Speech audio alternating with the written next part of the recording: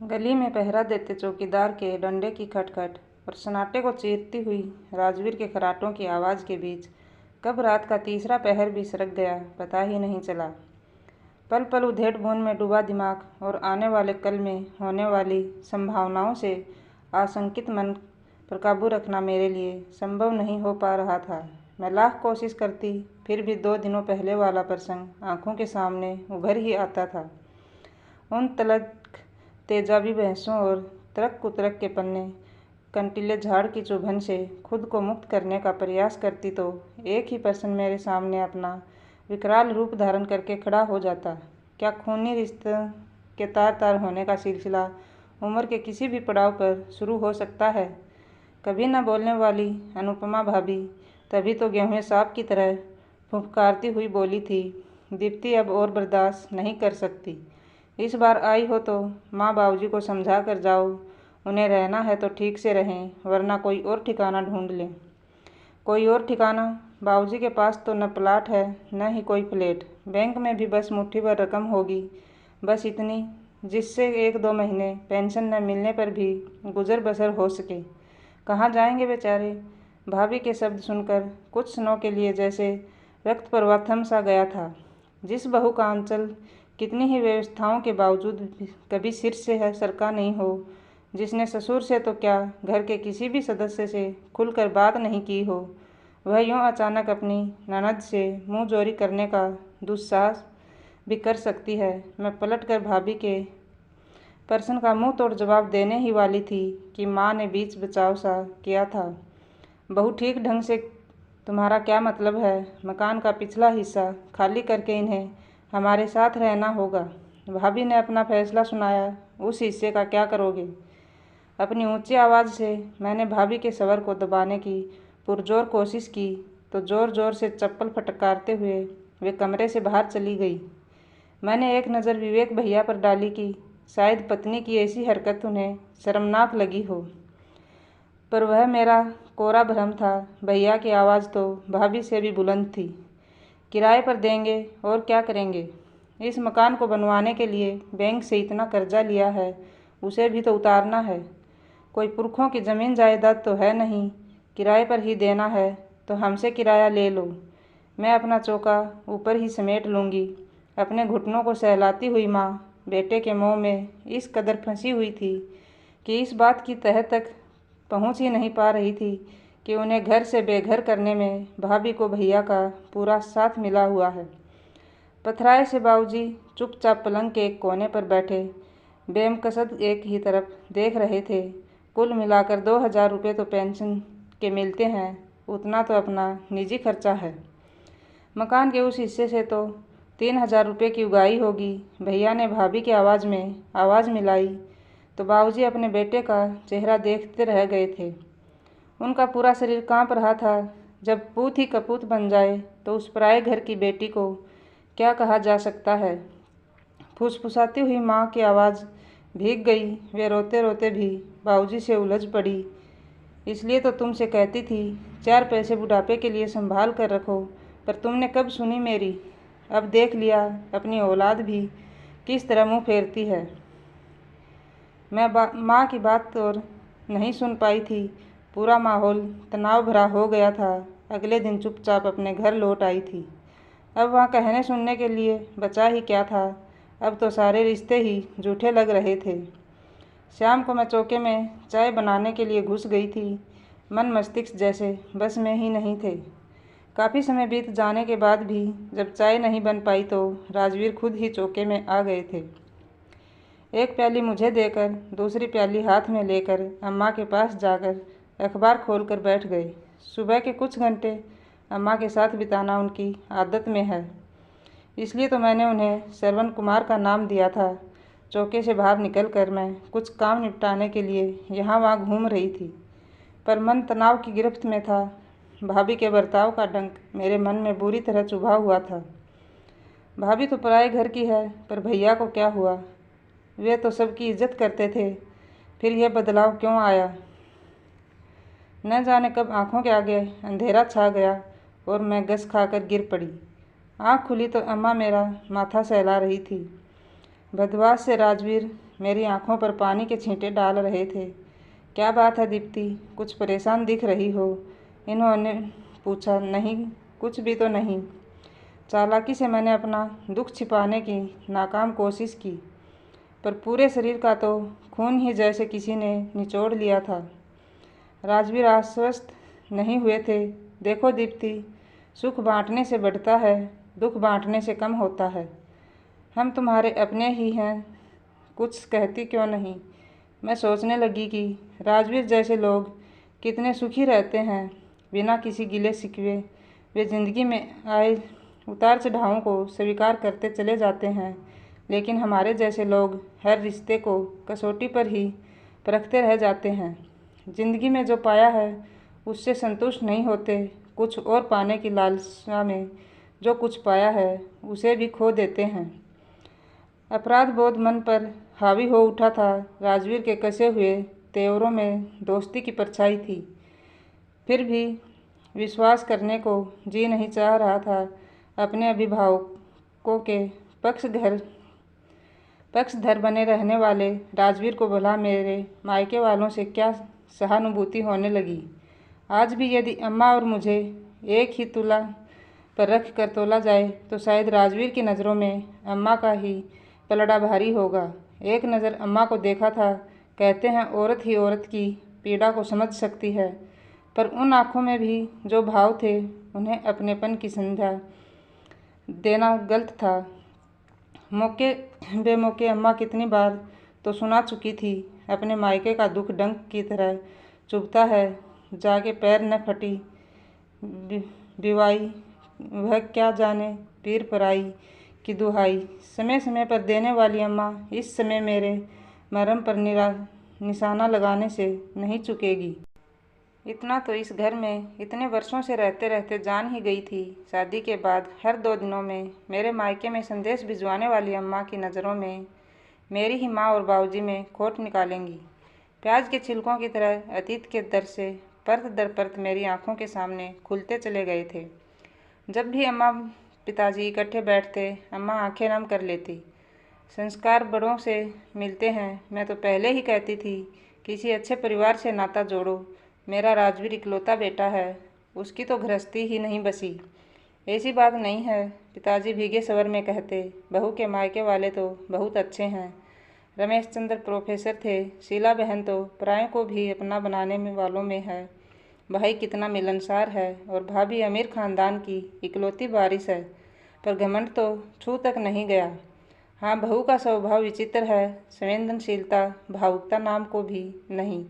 मैं तो हीरा समझ कर लाया था, अब यह कांच का टुकड़ा निकली तो जख्म तो बर्दाश्त करने ही पड़ेंगे। पिताजी मेरे मायके को लेकर जब मुझे कोसते तो अम्मा के जख्मों की कुरेदन और बढ़ जाती।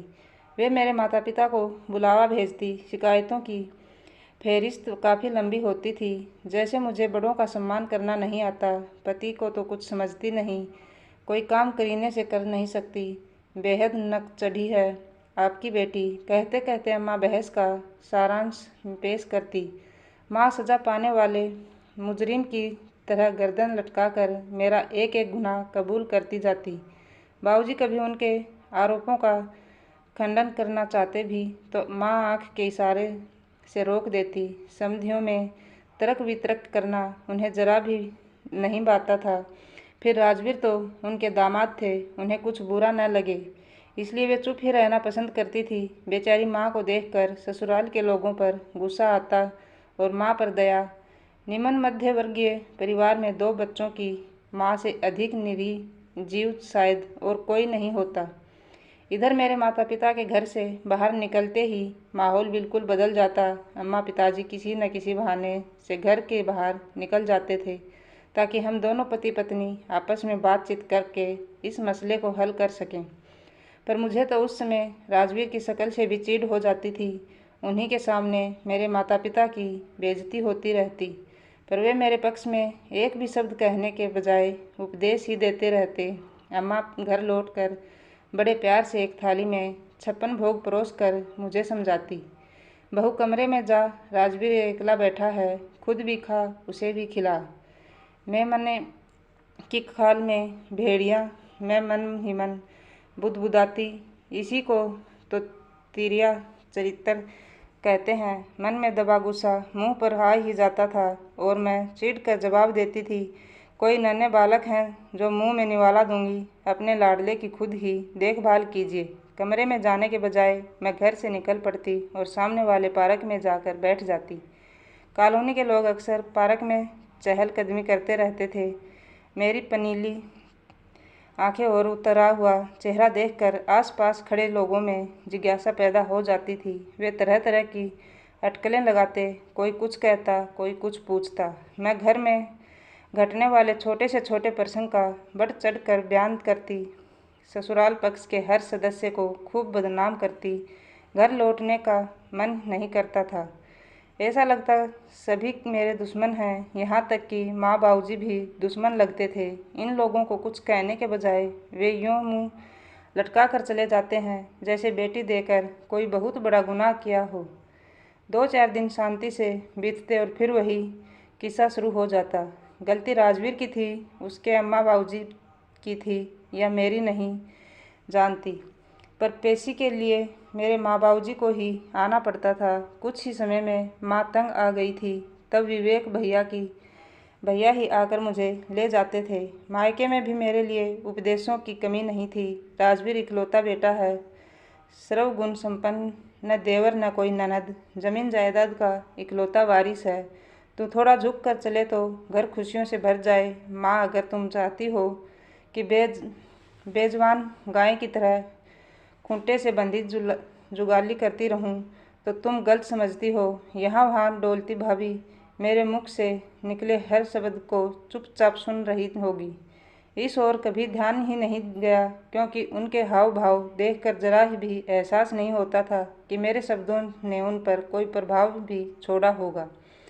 माँ अकेले में मुझे समझाती, पगली, समझौता करना औरत की ज़रूरत है। अपनी भाभी को देख, लाखों का दहेज लाई है। हमसे तो तुझे 4 चूड़ियों और लाल जोड़े में ही विदा कर दिया था। तब मैं दांत पीस कर रह जाती। कैसी माँ है, बेटी के प्रति जरा भी सहानुभूति नहीं। माँ जाती तो बाबूजी मेरे पास आकर बैठ जाते, मेरे सिर पर हाथ रखकर कहते, चिंता मत कर दीप्ति, मैं जब तक जिंदा हूँ तेरा कोई बाल भी बांका नहीं कर सकता। न जाने कैसे लोगों से पाला पड़ा है, लोग बहू को बेटी की तरह रखते हैं, और ये लोग बाबूजी के शब्दों से ऐसा लगता था जैसे डूबते को एक सहारा मिला हो। कोई तो है जो मेरा अपना है, सोचते हुए मैं समर्पित भाव से चौके में जाकर बाबूजी की पसंद के पकवान बनाकर उन्हें आग्रहपूर्वक खिलाती। राजवीर की कमाई से जोड़ी हुई रकम से मैं भाभी के साथ बाजार जाकर उनके लिए कोई अच्छा सा उपहार ले आती थी। बाबूजी तब मुझे खूब दुलारते। कितना अंतर है बेटी और बेटे में। दीप्ति मुझे कितना मान देती है। अप्रत्यक्ष रूप से दिया गया है। उपालंब भैया भाभी हम सब से नज़रें चुराते हुए ऐसे झेलते थे जैसे उन्होंने कोई कठोर अपराध किया हो। मुझे लगता माँ भी बाबूजी की तरह ही क्यों नहीं सोचती। वे तो मेरी जननी है, उन्हें तो बेटी के प्रति और भी संवेदनशील होना चाहिए था। अपरिपक्वता की दहलीज पर कुलाचे बरता मन सोच ही नहीं पाया कि माँ की भी तब अपनी मजबूरी रही होगी। महंगाई के ज़माने में पति की सीमित आमदनी में से 2 बच्चों की परवरिश करना कोई हंसी खेल तो था नहीं। घर के खर्चों में से इतना बचता ही कहाँ था जो अपनी बीए पास बेटी के लिए दहेज की रकम जुटा पाती। एक एक पैसा सोच समझकर खर्च करने वाली माँ कभी कभी एक रुमाल और चप्पल के लिए भी तरसा देती थी। फैशनेबल पोशाकों में लिपटी हुई अपनी सहपाठियों को देखकर मेरा मन तड़पता तो जरूर था, पर कुछ भी नहीं हो पाता था। अभावों के शिलाखंड तले दबा कुचला बचपन धीरे धीरे सरकता चला गया और मुझे यौवन की सौगात थमा गया। बचपन में मिले अभावों ने मेरे मन में कुंठा की जगह ऊंची इच्छाओं को जन्म देना शुरू कर दिया था। मैं बेहद महत्वाकांक्षी हो उठी थी। कल्पनाओं के संसार में मैंने रेशमी परिधानों से सजे संवरे ऐसे धनवान पति की छवि को संजोया था जिसके पास देसी विदेशी डिग्रियों के अंबार हों, नौकरों की फौज हो, आलीशान बंगला हो, गाड़ियां हों। सास के रूप में ऐसी चुस्त दुरुस्त महिला की कल्पना की थी जो क्लबों में जाती हो, किटी पार्टी में रुचि लेती हो, सिगार के कस लेते हुए ससुर पार्टियों में ही बिजी रहते हों। कुछ मिलाकर मैंने बेहद संभ्रात ससुराल की कल्पना की थी। कहते हैं जीवन में जब कुछ भी नहीं मिलता तो बहुत कुछ पाने की लालसा मन में इतनी तेज हो उठती है कि इंसान अपनी औकात, अपनी सीमाओं तक को भूल जाता है। तभी तो साधारण से व्यक्तित्व वाले बीए पास राजवीर, जिनके पास ओहदे के नाम पर लोअर डिवीज़न क्लर्क के लेबल के अलावा कुछ भी नहीं था, मुझे जरा भी आकर्षित नहीं कर पाए थे। उस पर उनका इकलौता होना मुझे इस बात के लिए हमेशा आशंकित करता रहता था कि न हो इन लोगों की उम्मीदें मुझसे बहुत अधिक होंगी। मेरे विरोध के बावजूद माँ बाबूजी ने इस रिश्ते के लिए हामी भर दी और मैं राजवीर की दुल्हन बनकर इस घर में आ गई। ऐसे तो कमी इस घर में भी कोई नहीं थी। शिक्षित परिवार न सही, जमीन जायदाद सब कुछ था। यहाँ तक कि मुंह दिखाई की रस्म पर पिताजी ने गाड़ी की चाबी मुझे दे दी थी। पर मेरा मन परेशान था। हीरे चांदी की चकाचौंध और सोने नगीने की खनक तो राजवीर के पिता की दी हुई है। उसका अपना क्या है, वेतन भी इतना कि ऐशो आराम के साधन तो दूर की बात, मेरे लिए अपनी ज़रूरतें पूरी करना भी मुश्किल था। मैं हर समय चिढ़ती कूदती रहती। सास ससुर को बेइज्जत करना और पति की अनदेखी करना मेरी दिनचर्या में शामिल हो गया था। शुरू में तो राजवीर कुछ नहीं कहते थे, पर जब पानी सिर से ऊपर चढ़ने लगा तो फट पड़े थे। तुम कोई महारानी हो जो हमेशा लेटी रहो और माँ सेवा करती रहे। क्या मतलब? मैं तन गई थी। मतलब यह कि घर की बहू हो, घर के कामकाज में माँ की मदद करो। क्यों? क्या मेरे आने से पहले तुम्हारी माँ काम नहीं करती थी? मैंने महाभारत शुरू होने की पूर्व सूचना दी थी तब, और अब में फ़र्क है। जब कोई सामने होता है तो उम्मीद होती ही है। मेरी माँ तो मेरी भाभी से ज़रा भी उम्मीद नहीं करती। तुम्हारे घर के रिवाज इतने विचित्र क्यों हैं? तुम्हारी भाभी नौकरी करती है, आर्थिक रूप से तुम्हारे परिवार की सहायता करती है। राजवीर ने गुस्से से मेरी ओर देखा तो मैं समझ गई कि काम तो मुझे करना ही पड़ेगा, पर इतनी जल्दी मैं झुकने को तैयार नहीं थी। खामोश नदी में पत्थर फेंकना मुझे भी आता था। मैं मुस्तैदी से काम में जुट गई। सास चाय बनाती, मैं चीनी उड़ेल देती।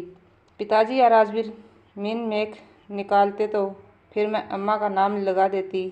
एक दिन मैंने सब्जी को इतने छोटे छोटे टुकड़ों में काट दिया कि अम्मा परेशान हो उठी। फिर तो आरोप प्रत्यारोप का सिलसिला शुरू हो गया। मैंने हर आरोप का मुंह तोड़ जवाब दिया। घात लगाकर हर समय आक्रमण की तैयारी में मैं लगी रहती। क्या मजाल जो कोई थोड़ी सी भी चूं चपड़ कर ले। राजवीर को बुरा तो लगता था, पर मेरे अशिष्ट स्वभाव को देखकर चुप हो जाते थे। जल्दी ही सास समझ गई कि एक म्यान में दो तलवारें नहीं रह सकती। सास ससुर दोनों ने खुद को एक कमरे में समेट लिया। घर में अब मेरा एक छत्र राज था। अपनी मर्जी से पकाती घूमती फिरती।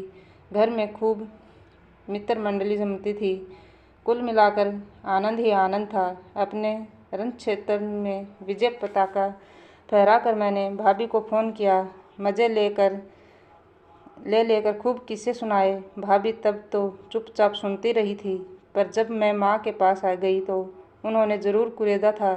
क्या बात है दीप्ति, बहुत खुश दिखाई दे रही हो। भाभी, घर का हर आदमी अब मेरे इशारों पर नाचता है। क्या मजाल जो कोई ऊफ भी कर जाए। घर का खर्चा भी तुम्हारे ही हाथ में होगा। उनकी जिज्ञासा और बढ़ गई थी। ससुर जी पूरी पेंशन मेरे हाथ पर रख देते हैं। तुम तो जानती ही हो, राजवीर की तनख्वाह तो इतनी कम है कि राशन का खर्चा भी नहीं निकल सकता। अपनी पूरी तनख्वाह माँ की हथेली पर रखने वाली भाभी के मन में ईर्ष्या के बीज अंकुरित हो चुके हैं। मैं तब भला कहाँ जान पाई थी। भाभी बस एक ही बात खटकती है। मैंने मुंह लटका लिया। वह क्या, राजवीर की मुंह बोली बहन जब तब आ टपकती है। अपने सगे संबंधी भी कभी बुरे लगते हैं। उनसे तो घर भरा भरा लगता है। अपने सुखी संसार पर कलह के बादलों का पूर्वानुमान होते देख माँ ने जैसे मुझे आगाह किया था, पर सीख तो उसी को दी जाती है जो सीखना चाहे। मैं तो सीखना चाहती थी। घर तो भरा रहता है, पर आओ भगत भी तो करनी पड़ती है। खर्चा होता है सो अलग। माँ जैसे सकते में आ गई थी। हर सगे संबंधी का आदर सत्कार करने वाली माँ को बेटी के कथन में परायेपन की बू आ रही थी। अपना मत व्यक्त करके मैं तो लौट आई थी। मेरे विवाह को 3 वर्ष हो गए थे। घर में नया मेहमान आने वाला था। सभी खुश थे। अम्मा, राजवीर की माँ, मेरी खूब देखभाल करती थी। जीजान से वे नन्हे शिशु के आगमन की तैयारियों में जुटी हुई थी। किस समय किस चीज़ की ज़रूरत होगी, इसी उधेड़-बुन में उनका पूरा समय निकल जाता था। कहीं ऐसा न हो मेरे करीब आकर वे मेरे साम्राज्य में हस्तक्षेप करना शुरू कर दें। आशंका के बादल मेरे मन के इर्द गिर्द मंडराने लगे थे। एक दिन मैंने उन्हें साफ शब्दों में कह दिया, अम्मा, आप ज़्यादा परेशान न हो। प्रसव मैं अपनी माँ के घर पर करूँगी। पहला बच्चा, वह भी मायके में। वे चौंक गई थी। जी हाँ, क्योंकि आपसे ज़्यादा मुझे अपनी माँ पर भरोसा है। बहुत दिनों बाद मैंने खाली प्याले में तूफान उठाया था।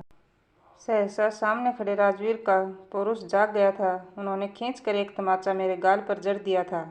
इस घर में तुमने नागफनी रोपी है, पूरे घर को नरक बनाकर रख दिया। अब तो इस घर की दीवारें भी काटने को दौड़ती हैं। मेरा अपमान करने की तुम्हारी ज़रूरत कैसे हुई?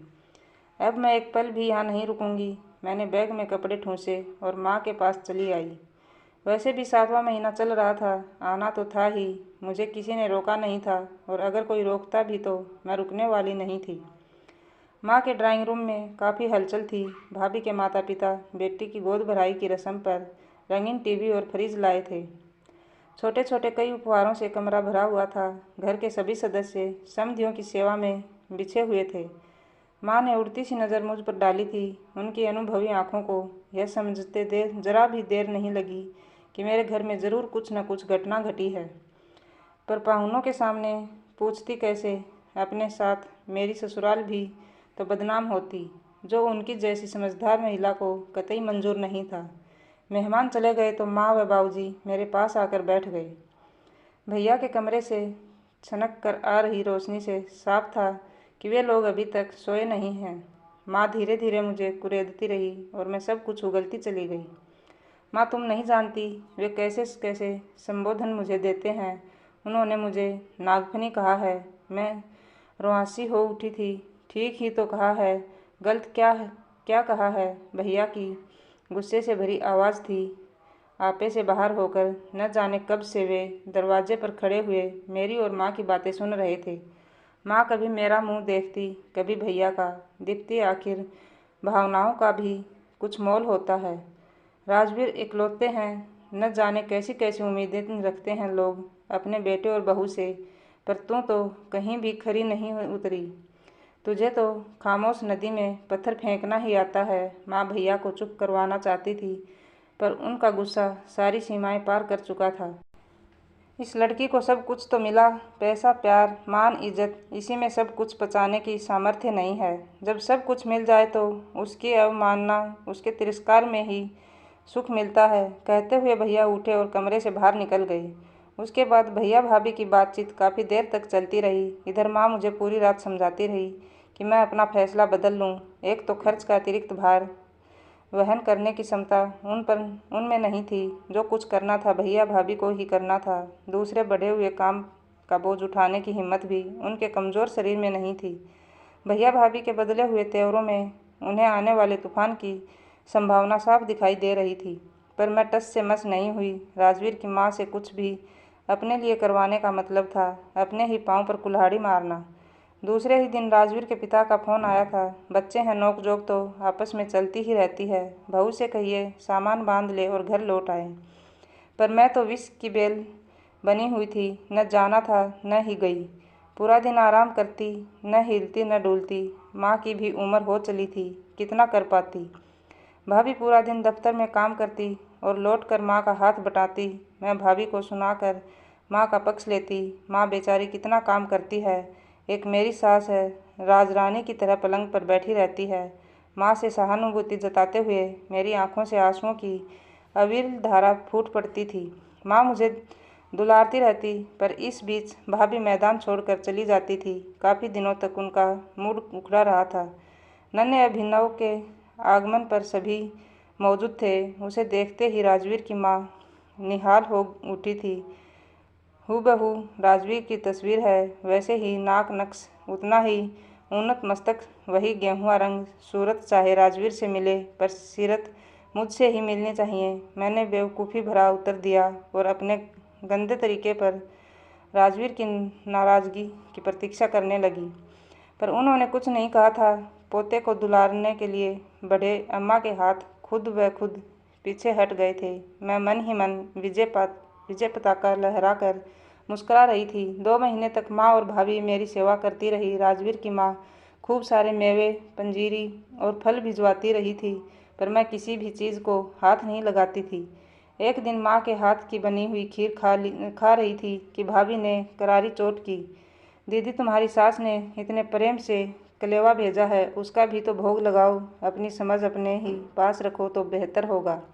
मेरे घर के मामलों में ज़्यादा हस्तक्षेप न करो। तुम्हारा घर मुँह बिचकाते हुए भाभी कमरा छोड़कर चली गई। मैं तो कट कर रह गई। आखिरकार मैं अपशब्दों पर उतर आई थी। उन्हीं दिनों भैया भाभी ने दफ्तर से कर्जा लेकर मेरी ही ससुराल के पास मकान खरीद लिया था। 4 कमरों के इस मकान में आने से पहले ही माँ ने यह फैसला ले लिया था कि माँ और बाबूजी पिछवाड़े के हिस्से में रहेंगे। यह मशवरा उन्हें मैंने ही दिया था और भैया मान भी गए थे। नए मकान में आने की तैयारी जोर शोर से चल रही थी। उठा-पटक और परेशानी से बचने के लिए मैं ससुराल लौट आई थी। घर लौटी तो खुशी के बादल छा गए थे। सास ने भावावेश में आकर अभिनव को गोद में लिया और लगी उसका मुंह चूमने। नन्हा फूल सा बालक, कहीं कोई संक्रमण हो गया तो मैंने उसे अपनी गोद में समेट लिया और साथ ही सुना भी दिया, बच्चे की देखभाल मैं खुद करूँगी, आप सबको चिंता करने की ज़रूरत नहीं है। बाबूजी अब कुछ भी नहीं कहते थे, जैसे समझ गए थे कि बहू के सामने कुछ भी कहना पत्थर पर सिर पटकने जैसा ही है। पास पड़ोस के लोग अम्मा जी से सवाल करते कि बहू मायके से क्या लाई है, तो मैं बढ़ चढ़ कर मायके की समृद्धि और दरियादली का गुणगान करती। भाभी के मायके से आई हुई चूड़ियाँ माँ ने मुझे उपहार स्वरूप दी थी। बाकी सबके लिए उपहार में राजवीर की कमाई से बचाई हुई रकम से ही ले आई थी। सास की एक सहेली ने उल्ट पुल्ट कर चूड़ियाँ देखी, फिर प्रतिक्रिया दी, मोटे कंगन होते तो ठीक रहता, मजबूती भी बनी रहती। मैं उस दिन खूब रोई थी। आप लोग दहेज के लालची हैं, कोई और बहू होती तो थाने की राह दिखा देती। उस दिन के बाद से मैंने उन लोगों को अभिनव को छूने नहीं दिया। कोई परेशानी होती तो रिक्शा करती और माँ के पास पहुँच जाती। मायका तो अब कुछ ही गज की फासले पर था। राजवीर के पिता का स्वास्थ्य अब गिरने लगा था। घर का वातावरण देखकर वे अंदर ही अंदर घुलने लगे थे। डॉक्टर ने दिल का रोग बताया था। जिस वृक्ष की जड़ें खोखली हो गई हों, वह कब तक अंधड़ों का मुकाबला कर सकता है। और एक रात ससुर जी सोए तो उठे ही नहीं। पूरे घर का वातावरण ही बदल गया। शोक में डूबी अम्मा का रहा सहा दर्द भीग जाता रहा। साम्राज्य तो पहले ही छीन गया था। राजवीर ने मुझे विश्वास में लेकर सलाह दी, अम्मा बहुत अकेलापन महसूस करती है, कुछ देर अभिनव को उनके पास छोड़ दिया करो। दुख का माहौल था, तब कुछ भी कहना ठीक नहीं जान पड़ा था, पर मैंने मन ही मन एक फैसला ले लिया था। अभिनव को अम्मा से दूर ही रखूंगी। मायके के पड़ोस वाले स्कूल में अभिनव का दाखिला करवा दिया। स्कूल बंद होने के बाद बाबूजी अभिनव को अपने घर ले जाते थे। माँ उसे नहला धुलाकर होमवर्क करवाती और सुला देती। शाम को मैं जाकर उसे ले आती थी। एक तो सैर हो जाती, दूसरे इसी बहाने से मैं माँ से भी मिल लेती थी। बाबूजी की देखरेख में अभिनव तो कक्षा में प्रथम आने लगा था, पर माँ इस अतिरिक्त कार्यभार से टूट सी गई थी। एक आध बार दबे शब्दों में उन्होंने कहा भी था, राम को भी देखना पड़ता है, बहू तो नौकरी करती है, पर मैं अभिनव को अपने घर के वातावरण से दूर ही रखना चाहती थी। धीरे धीरे भाभी ने उल्हाने देने शुरू कर दिए थे। पहले बेटी घर पर अधिकार जमाए रखती थी, अब नाती भी आ जाता है। मेरा राम बीमार हो या स्वस्थ रहे, पढ़े न पढ़े, इन्हें तो कोई फर्क ही नहीं पड़ता है। एक को सिर पर चढ़ाया हुआ है, दूसरा जैसे पैरों की धूल है। भाभी ने साफ तौर पर अभिनव की तुलना राम से करके जैसे उस सबका अपमान करने की हिम्मत जुटा ली थी। अपने सामने अपने ही माता पिता की झुकी हुई गर्दन देखने की पीड़ा कितनी असहनीय होती है। उस दिन मैंने पहली बार जाना था, फिर भी हिम्मत जुटाकर कहा था, मैंने। घर तो मेरे बाबूजी और माँ का है, हम तो आएंगे ही। भूल कर रही हो, यह घर मेरे और तुम्हारे भैया के अथक परिश्रम से बना है। तुम्हारे सास ससुर की तरह किसी ने हमें उपहार में नहीं दिया। यह अलग बात है कि तुम्हारी तरह नाते रिश्तेदारों से संबंध तोड़कर नहीं बैठे हैं। यही गनीमत समझो। अनुपमा भाभी के शब्दों ने बारूद के ढेर में चिंगारी लगाने का काम किया था। उस दिन के बाद से स्थिति बिगड़ती चली गई। कभी माँ बाबूजी का अपमान होता, कभी मेरा और कभी अभिनव का। ऐसे माहौल में माँ बाबूजी पिछवाड़े का हिस्सा छोड़कर भैया भाभी के साथ समायोजन कैसे स्थापित कर सकते थे। अपने पास इतने साधन नहीं थे कि अलग से गृहस्थी बसा के कहाँ जाएंगे माँ बाबूजी। यही प्रश्न मन को बार बार कटोचता रहा। आत्मविवेचन करती हूँ तो माँ की मौन आँखों के बोलते प्रश्नों का जवाब ढूंढ नहीं पाती। कभी लगता है शायद मैं ही दोषी हूँ। अपनी ससुराल और पति से दूर मायके में सुख ढूंढने की कोशिश करती रही, पर सुख पाना तो दूर माँ व बाबूजी को ही दर दर भटकने को मजबूर कर दिया। कितनी सुखी है राजवीर की माँ। संस्कारी बेटा है, सिर पर छत है और पिताजी की छोड़ी हुई संपदा, जिसे जब तक जिएंगी सिर्फ भोगेंगी। सिर्फ मेरी ही स्थिति प्रकटें पक्षी सी हो गई हैं, जिनमें उड़ने की तमन्ना तो है पर पंख ही नहीं है। कहाँ ढूंढूं इन पंखों को, मायके की देहरी पर या ससुराल के आंगन में। यही सोचते सोचते आंखें एक बार फिर नम हो आई हैं। धीरे धीरे मैंने मायके जाना कम कर दिया और अपने ससुराल को समय देना शुरू कर दिया। अभिनव की देखभाल अब अम्मा किया करती थी। कहीं ना कहीं मुझे अपनी गलती का एहसास तो हो गया था, इसलिए मैंने मन ही मन में सोच लिया था कि अब मैं अपने आप को सुधार लूँगी। और फिर धीरे धीरे करके मैंने आपको पूरी तरह से बदल लिया। जब 5-6 महीने में एक बार मैं अपने मायके जाती तो भाभी और भैया भी मुझसे अच्छे से बात करते। अब बस मुझे सिर्फ एक ही तकलीफ़ थी। जब मैं अपने मायके जाती थी, वहाँ माँ को इस उम्र में भी इतना काम करते हुए देखती तो मुझे बहुत तकलीफ़ होती। मैंने तो अपनी गलती सुधार ली, भाभी कब सुधारेंगी, बस यही सोचा करती थी।